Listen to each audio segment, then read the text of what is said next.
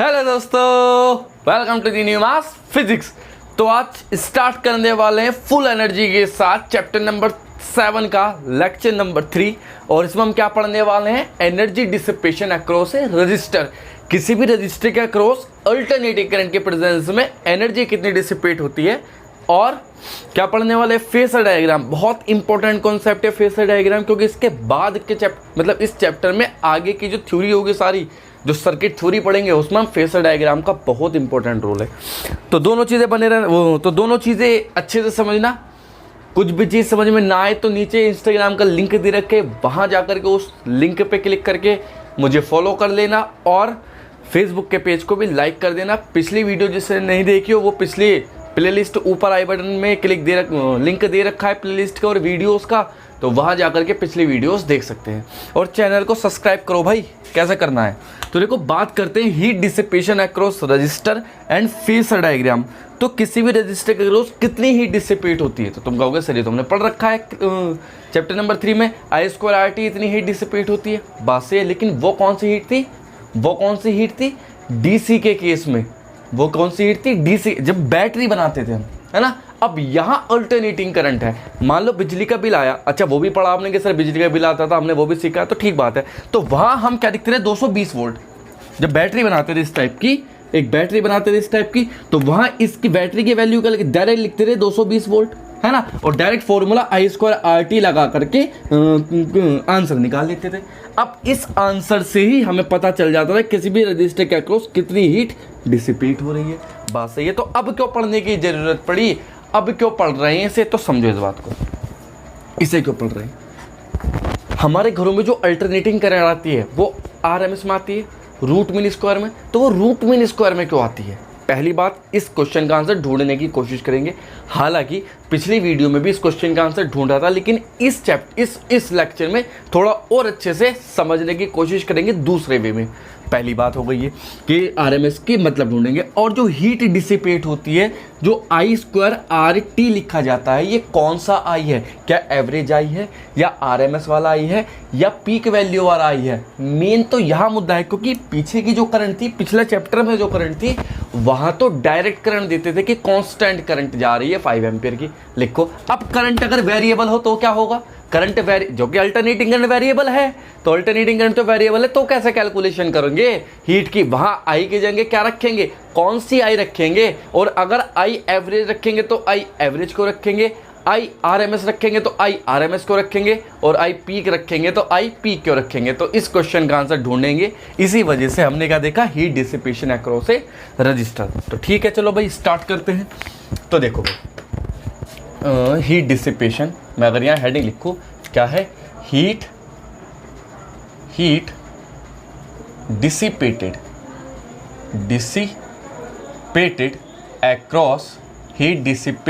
Across register. जरा ध्यान से समझना, क्योंकि समझने का पोर्शन ज़्यादा है। डेरिवेशन तो मैं 1 मिनट में कर दूंगा। रजिस्टर, है ना, रजिस्टर। चलो भाई, तो देखो, मान लो हमारे पास क्या है? एक बल्ब है। हमारे पास क्या है? कि बल्ब है। ये रहा हमारे पास एक बल्ब, ठीक, कोई दिक्कत नहीं है भाई, अच्छे से ग्लो कर रहा है बल्ब, कोई ऐसी दिक्कत वाली बात इसमें है नहीं। यहाँ ये रहे बल्ब, और यहाँ पे हमने क्या लिया? एक अल्टरनेटिंग सोर्स लिया, क्योंकि हमारे घरों का बल्ब है। तो हमने कौन सा सोर्स लिया? अल्टरनेटिंग सोर्स लिया। और यहाँ पे हमने इस वोल्टेज की इक्वेशन लिखी, V = V0 sin ωt। यही होगी अल्टरनेटिंग करंट की इक्वेशन। तो ये प्लस, ये माइनस, और जो करंट निकलेगी यहाँ से, जो कि करंट ऐसे ऑक्सीलेट करती है, लेकिन हम मानते हैं कि पॉजिटिव से करंट निकल के नेगेटिव को जा रही है, जबकि डीसी में होता है, केवल एसी में नहीं होता। तो भैया ये निकले हमारे पास I = I0 sin ωt। ये करंट निकल रही है। अगर इस बल्ब का रजिस्टर कितना हो? R हो, तो यहाँ हमें हीट निकालनी है कि इस बल्ब ने कितनी हीट खाई, इस बल्ब में कितनी हीट खर्च हो गई, क्योंकि bulb work as a resistor. तो बात ठीक है। अब हीट कैसे निकालेंगे? क्योंकि S = I² RT नहीं लगा सकते। क्यों? क्योंकि वो I कौन सा है? कांस्टेंट I होता था वहाँ। अब यहाँ तो I ये वेरिएबल है, T के साथ वेरी कर रहा है, क्योंकि अल्टरनेटिंग करंट है, current with respect to change with time, है ना। तो अल्टरनेटिंग करंट है, तो कैसे किया जाए? यहाँ क्या? तो देखो सिंपल सी बात, अगर मैं इसकी बात करूँ, यहाँ हीट निकालें, तो चूंकि वेरिएबल करंट है, तो हीट क्या लिखेंगे? Here current is variable, current is variable then heat dissipated across bulb, क्या हो जाएगा, डी एच, है ना, इंटीग्रेशन करना पड़ेगा, हम सब जानते हैं, I square R into D T, I square R into D T, ये वाली आई। अब मेरा कहने का मतलब ये है कि I square R into D T, I की वैल्यू क्या है यहाँ, I naught sine omega T, क्या है आई की value, I naught sine omega T. तो अगर रखा जरा वैल्यू हम यहाँ आई की वैल्यू, तो क्या हो जाएगा, integration I naught sine omega T का होल स्क्वायर, ऐसे लिखा जाएगा, I naught sine omega T का whole square into R into D T. अब यहाँ से हीट डिसिपेट, है ना, अब यहाँ से हीट निकलेगी, यहाँ से निकलेगी ना हीट, तो ये क्या होगा, हीट यहाँ से निकलेगी। अब एक बात बताओ, ये तो चलो इंजीनियर्स के लिए बात है कि इंजीनियर्स तो टिपिकल कैलकुलेशन है, थोड़ी टफ कैलकुलेशन है, तो फिर भी कर सकते हैं। अब किसी के घर के बाहर लगा है मीटर, किसी जनरल व्यक्ति के घर के बाहर मीटर लगा है और वो कैलकुलेट करना चाहता है कि भाई कितना बिजली का बिल आया है मेरा, तो वो कैसे कैलकुलेट करेगा, तो बिजली का बिल मतलब यूनिट कैसे निकालते हैं, 1 kilowatt hour, 1 kilowatt hour equal to 1 unit, 1 kilowatt hour equal to 1 unit, मतलब 1 किलोवाट की कोई चीज़ 1 घंटे तक चलती है तो वो 1 यूनिट खर्च करती है। तो अगर उसे अपना बिल कैलकुलेट करना है तो वो ये कैलकुलेशन कैसे कर लेगा, वो ये कैलकुलेशन नहीं कर सकता ना, वो ये कैलकुलेशन नहीं कर सकता। तो हुआ क्या, तो देखो ऐसे समझो जरा थोड़ा, तो H इज इक्वल टू ये आई नॉट साइन ओमेगा टी, क्या है ये आई नॉट साइन ओमेगा टी। अब इसे क्वेश्चन नंबर फर्स्ट मानो थोड़ी देर के लिए, है ना। अब हम जानते हैं कि क्या, वी नो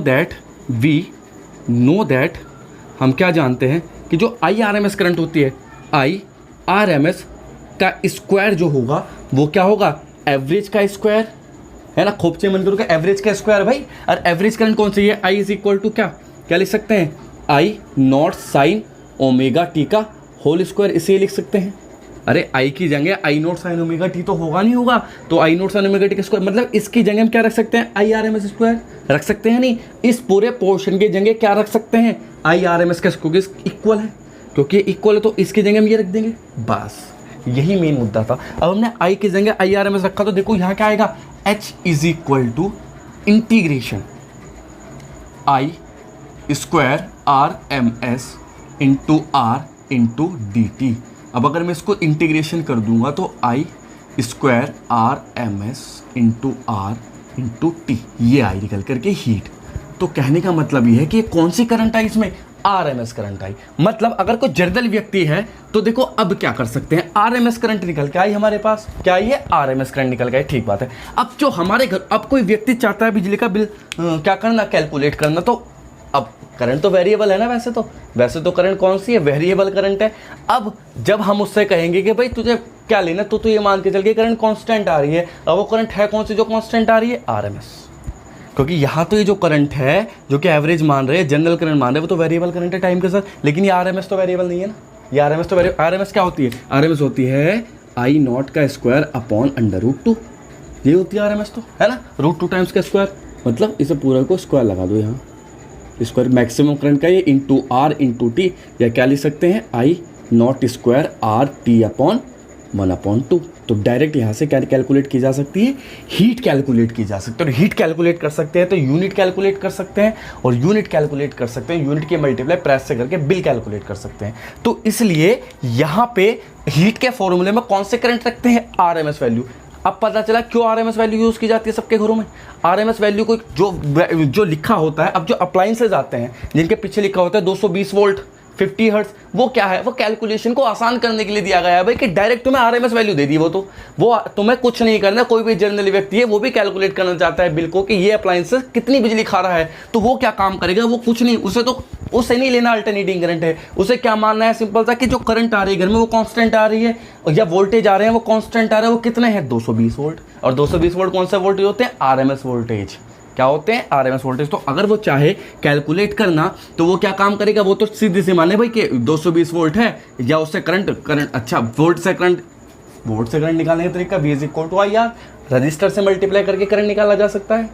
तो कहने का मतलब क्या है कि आरएमएस में आरएमएस वैल्यू को ही हम कांस्टेंट मान के यहाँ वैल्यू पुट करके हम क्या निकाल सकते हैं, हीट निकाल सकते हैं, हीट निकाल के बिजली का बिल जमा कर सकते हैं, बिजली का बिल कैलकुलेट करके जमा कर सकते हैं। आप भी अपने घरों में ऐसे करते हैं। हम जो मीटर में बिजली आती है, वो मीटर में जो आती है बिजली इलेक्ट्रिसिटी, वो जो एक्चुअल में कैलकुलेट करती है वो क्या कैलकुलेट करती है, आरएमएस करंट कैलकुलेट करती है, ठीक है ना। तो क्यों, कैलकुलेशन इजी करने के लिए आरएमएस मानते हैं, वरना तो मैक्सिमम करंट रखेंगे या वेरिएबल करंट रखने लगे तो कहाँ यार ये कहाँ सोल्व कर पाएगा कोई जनरल पर्सन, नहीं कर सकता ना। तो उसके लिए तो simple formula I square RT, और कितनी करंट आ रही है भाई 5 एम्पीयर आ रही है। जबकि अल्टरनेटिंग करंट होते हैं फिर भी कहते हैं कुछ इलेक्ट्रिशियन कि भाई 5 एम्पीयर आ रही है, 3 एम्पीयर आ रही है, 2 एम्पीयर आ रही है। क्यों कहते हैं, क्योंकि वो आरएमएस वैल्यू को कहते हैं, क्योंकि वो कौन सी वैल्यू होती है, आरएमएस वैल्यू होती है, इसलिए उसे जनरली कह देते हैं। और फॉर्मूला क्या होता है भाई, I/RMS स्क्वायर R/T। और कभी कभी आता है कि प्रूफ दैट कि जो हीट डिसिपेट होती है किसी भी रजिस्टर का वो हाफ होती है मैक्सिमम करंट की टर्म में, या है मैक्सिमम करंट की टर्म में हाफ। ये कौन सी वैल्यू है, पीक वैल्यू। आर क्या है, रजिस्टर, और टी क्या चीज़ है, टाइम, बस। तो ऐसे हम आराम से कैलकुलेट कर सकते हैं। तो क्या लिखेंगे, RMS current is generally use to easier the calculation, है ना। नीचे लिखेंगे इसके बाद, here we use RMS value in our household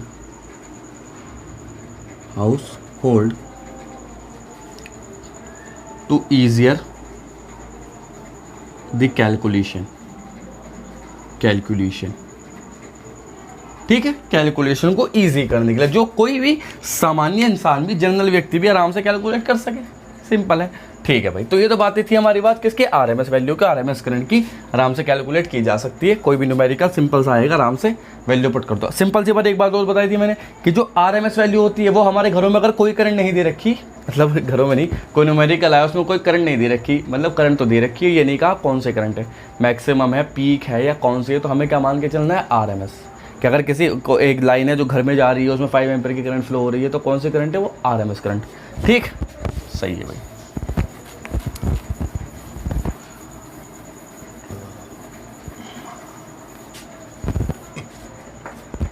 तो देखो क्वेश्चन की अगर हम बात करें, क्वेश्चन नंबर 1, इसमें लिखा है फाइंड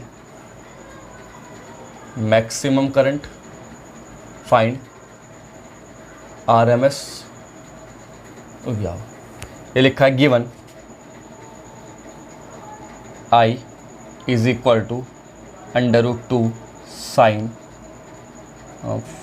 50 पाई टी, ये गिवन है। और हमसे पूछा है फाइंड, ये जनरल इक्वेशन दे रखी और पूछा है find number first maximum current, क्या पूछा है, मैक्सिमम करंट। दूसरी चीज़ क्या पूछी है, एवरेज करंट, एवरेज करंट। तीसरी चीज़ क्या पूछी है, RMS current, RMS current. Fourth पूछा है क्या, फ्रीक्वेंसी, क्या पूछी है, फोर्थ फ्रीक्वेंसी। ये 4 चीज़ें पूछी है भाई इसमें। एक नंबर में क्वेश्चन आ जाता है जनरली सिंपल, तो ध्यान आना चाहिए। तो कैसे करेंगे, कंपेयर करेंगे, by comparing, on comparing, on comparing, compare करेंगे ऑन कंपेयरिंग। तो कंपेयर किससे करेंगे, I is equal to I0 sine omega t plus five. ये है वैसे जनरल इक्वेशन पूरी कंप्लीट। अब यहाँ नहीं दे रखा फाइव तो हम क्या लिख देंगे, इसे प्लस में लगा करके 0 लिख दो, कोई दिक्कत नहीं है। अगर नहीं दे रखा होगा तो कुछ भी, और दे रखा होगा एंगल, फेसर एंगल, तो लिख देंगे। तो कैलकुलेट करो, कंपेयर करो, तो I0 की वैल्यू क्या आ जाएगी, यहाँ से देखो ये I0, तो I0 की वैल्यू क्या आ जाएगी, √2। ठीक है भाई, तो ये क्या है I0, I0 क्या चीज़ होती है भैया, मैक्सिमम करंट। क्या है ये, मैक्सिमम करंट। I0 निकल के आया मैक्सिमम करंट, पहले ही क्वेश्चन।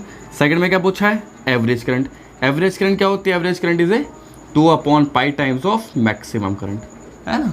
तो क्या हो जाएगा 2√2/π एम्पियर। ये कौन सी करंट है, maximum average current.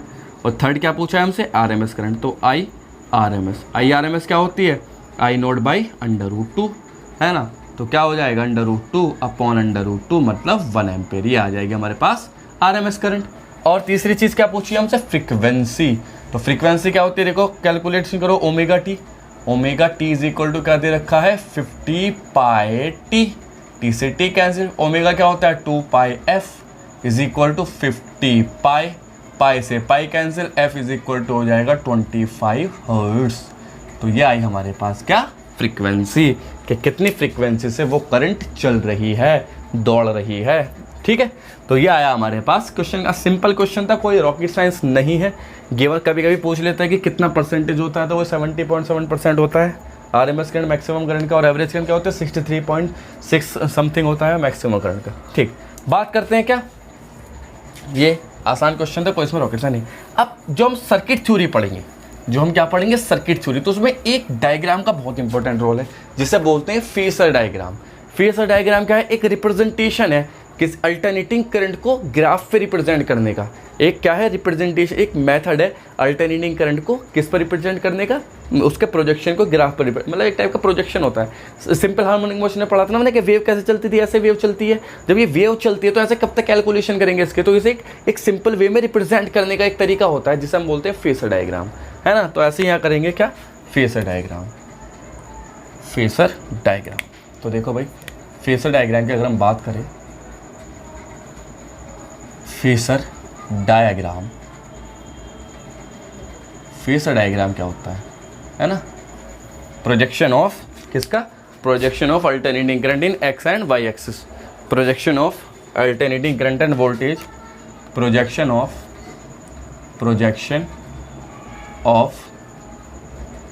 Alternating current and voltage at X Y axis, है ना, एक तरीके प्रोजेक्शन है। अब ये जो प्रोजेक्शन है, ये जो वेक्टर क्वांटिटीज के लिए रिप्रेजेंट किया जाता है, पहली बात। अब चूंकि करंट तो स्केलर क्वांटिटी है तो इसे को रिप्रेजेंट कर रहे हैं, तो बात सिंपल सी है भाई, चूंकि साइनोसोडल वेव की फॉर्म में चल रही है, अल्टरनेटिंग करंट किसके फॉर्म में चल रही है, साइनोसोडल वेव की फॉर्म में चल रही है। अब जब ये साइनोसोडल वेव की फॉर्म में चल रही है तो इसके अलावा कोई तरीका नहीं है तो समझने का बिना फेसर डायग्राम के, मतलब एक ही तरीका बसता हमारे पास जो हम इसे सही से स्टडी कर सकते हैं, इसके करंट वोल्टेज के साथ कैसे चल रही है। अगर हम प्योर रजिस्टर लगाते हैं करंट वोल्टेज का कैसे चल रही है, अगर हम इंडक्टर लगाते हैं सर्किट में करंट वोल्टेज के साथ कैसे चल रही है, अगर हम कैपेसिटर लगाते हैं सर्किट में, ये तीनों कंपोनेंट लगाते हैं या दो कंपोनेंट एक साथ लगाते हैं, आर के साथ सी लगाते हैं या आर के साथ एल लगाते हैं, या तीनों को एक साथ जोड़ते हैं, तो करंट कैसे वेरी कर रही है वोल्टेज के साथ, किस फेस में चल रही है, अबाउट आगे चल रही है, पीछे चल रही है, लीड कर रही है, लैग कर रही है, ये कैसे पता चलेगा। केवल सर्किट मात्र बनाने से पता थोड़ी ना चलेगा, किससे पता चलेगा, फेसर डायग्राम से। हमें एक रिप्रेजेंटेशन चाहिए सिंपल, जो हम छोटे से स्पेस में बना सके उसे और स्टडी कर सके कि हाँ करंट चल रही है आगे या करंट चल रही है पीछे। तो कैसे रिप्रेजेंट करते हैं फेसर डायग्राम को, प्रोजेक्शन है मतलब एक्स और वाई एक्सिस, जैसे मान लो इसमें दो एक्सिस होते हैं, एक होता है एक्स एक्सिस, पहले मैं बताता हूँ। देखो अल्टरनेटिंग करंट है, जैसे अल्टरनेटिंग करंट कैसे चल रही है हमारी, अल्टरनेटिंग करंट कैसे चलती है, साइनोसोडल वेव की फॉर्म में चलती है। तो किसकी फॉर्म में चलती है, साइनोसोडल वेव की फॉर्म में चलती है। ठीक, तो ऐसे चल रही है नहरा के, ये ऐसे चल रही है भाई, टाइम टी, और एक करंट है आई, ये करंट आई है। ठीक, कोई दिक्कत। अब ये वेव चल रही है, अब ये कैसे रिप्रेजेंट किया जाए इसे, जिससे कि हमें पता लग सके कि वोल्टेज और करंट का क्या नाता है, क्या संबंध है, रजिस्टर के आ जाने से, इंडक्टर के आ जाने से, कैपेसिटर के आ जाने से, वो अपने संबंधों को कैसे चेंज करते हैं, है ना, बदलते हैं। लोग दल बदलू तो होते ही हैं, सब जानते हैं, तो ये भी दल बदलू है, तो करते हैं भाई। तो कैसे रिप्रेजेंट करेंगे इसे रिप्रेजेंट करने का सिंपल तरीका है, दो एक्सिस बनावे, एक एक्स एक्सिस और एक वाई एक्सिस, एक एक्स एक्सिस बनाते हैं और एक वाई एक्सिस बनाते हैं। ये तो हुआ एक्स एक्सिस और ये क्या हुआ वाई एक्सिस। एक एक्सिस पे क्या रिप्रेजेंट करते हैं, करंट, इस वाले एक्सिस पे क्या रिप्रेजेंट करते हैं हम, करंट। तो करंट क्या होती है, I = I0 sin omega T. अब ये किसका प्रोजेक्शन है, ये करंट का प्रोजेक्शन, करंट तो एक्चुअल में यहाँ आएगी, करंट वाई एक्सिस करंट के प्रोजेक्शन को रिप्रेजेंट करता है। मतलब अगर मैं इसके एक पॉइंट पे ले लूँ, यहाँ करंट की वैल्यू क्या है, कैसा पता लगाएंगे, नहीं पता तो हम क्या काम करेंगे, यहाँ पे इतनी दूरी का क्या खींचेंगे, एरो खींचेंगे, इतनी दूरी का क्या खींच देंगे भाई, एरो। ये यहाँ देखो, ये ऐसे यहाँ से एरो आया, ये आया एरो, है ना, ये कितना एंगल पे चल रहा है, ओमेगा टी, फेसर एंगल पे। तो ये जो काटा यहाँ इसने, तो ये एरो की लेंथ, ये जो एरो की लेंथ है, ये एरो की लेंथ बताती है कि करंट की वैल्यू क्या है। It tells the magnitude of current. ये क्या बताता है arrow, magnitude of current, current का मैग्नीट्यूड कितना है। आई बात समझ में। अब इस इंस्टेंट पे करंट को कैलकुलेट करना पॉसिबल नहीं था, लेकिन हमने इसे फेजर डायग्राम में कन्वर्ट करके इस एरो की लेंथ स्केल से नाप लो और पता चल गया भाई कि इतना एम्पीयर की करंट फ्लो हो रही है यहाँ पे। एक टाइप से इंस्टेंटेनियस करंट को रिप्रेजेंट करता है ना ये इंस्टेंट पे। अब मान लो इस इंस्टेंट पे जाननी है करंट, तो क्या काम करेंगे हम, ऐसे लेके चलो लेके चलो लेके चलो, ऐसे लेके चलो आराम से, यहाँ पे या यहाँ और ये यहाँ पे मिला पॉइंट हमें, तो हम क्या काम करेंगे, यहाँ से यहाँ तक के लेंथ को मेजर कर लो, तो यहाँ पे पता चलेगा इस इंस्टेंट पे कितनी करंट है। सिंपल है ना। अच्छा, मैक्सिमम कहाँ तक जा सकता है, इस एरो की लेंथ बताती है कि मैक्सिमम करंट कितनी है। जितनी ज़्यादा लेंथ होगी उतनी ज़्यादा करंट होगी, मतलब एरो की जो टोटल लंबाई है ये मैक्सिमम करंट को रिप्रेजेंट करती है। मतलब ये देखो यहाँ इसकी जो पीक है इस एरो की हेड से मिलनी चाहिए भाई, ये तो ये किससे देखो ये किससे रिप्रेजेंट करता है, मैक्सिमम करंट। किससे रिप्रेजेंट करता है, मैक्सिमम करंट। तो ये फेजर डायग्राम है ना। ये क्या है भाई, हमारा फेजर डायग्राम। अलग अलग टाइम पे, अलग अलग टाइम इंस्टेंट पे, T3 T2 T1 पे। तो आया समझ में, है ना आसान कितना फेजर डायग्राम को समझना। और ये एंगल एंटी क्लॉकवाइज लेते हैं। कैसे लेते हैं, एंटी क्लॉकवाइज, क्योंकि जब भी तो उसका प्रोजेक्शन यहाँ आएगा। देखो एक प्रोजेक्शन क्या होता है, परछाई। प्रोजेक्शन का मतलब क्या होता है, परछाई। कि यहाँ से टॉर्च ली, इस एरो पर टॉर्च लगाई ऐसे, तो कहाँ जाएगा इसका प्रोजेक्शन, इसकी परछाई सिंपल सी बात है वाई एक्सिस पे जाएगी। तो इसकी परछाई कहाँ जाएगी, वाई एक्सिस पर। तो ये वाई एक्सिस पर करंट की वैल्यू को बताता है। देखो ये I = I0 sin ωt, Y axis पे हमने इसे रिप्रेजेंट किया। हमने इसे किस पर रिप्रेजेंट किया है, वाई एक्सिस पे, क्योंकि इसका प्रोजेक्शन वाई एक्सिस पे जाएगा। आई बात समझ में। तो इसलिए यहाँ पे करंट की ग्राफ, करंट को इस एक्सिस पे माना है, वाई एक्सिस पे। और इस एक्सिस पे क्या होता है, टाइम। इस वाले एक्सिस पे वोल्टेज आ जाते हैं और टाइम आ जाता है, कोई नहीं है ना। तो ये चीज़ आ जाती है। तो ये फेजर डायग्राम का तरीका है रिप्रेजेंट करने का। ऐसी वोल्टेज रिप्रेजेंट किए जाते हैं फेजर डायग्राम से। तो हम नेक्स्ट लेक्चर में जो कि सर्किट थ्योरी होगी उसमें हम यही कैलकुलेट, यही समझने की कोशिश करेंगे।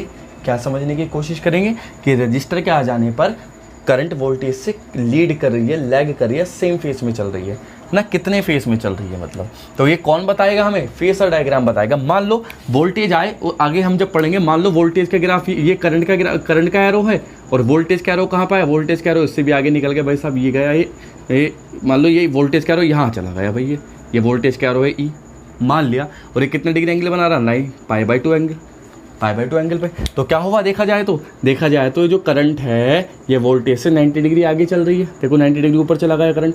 वोल्टेज अगर यहाँ है तो करंट यहाँ है। अब ये वोल्टेज का एरो ज़्यादा बड़ा है, करंट का एरो थोड़ा छोटा है। तो बड़ा एरो मतलब वोल्टेज ज़्यादा है, और छोटा एरो मतलब करंट कम है।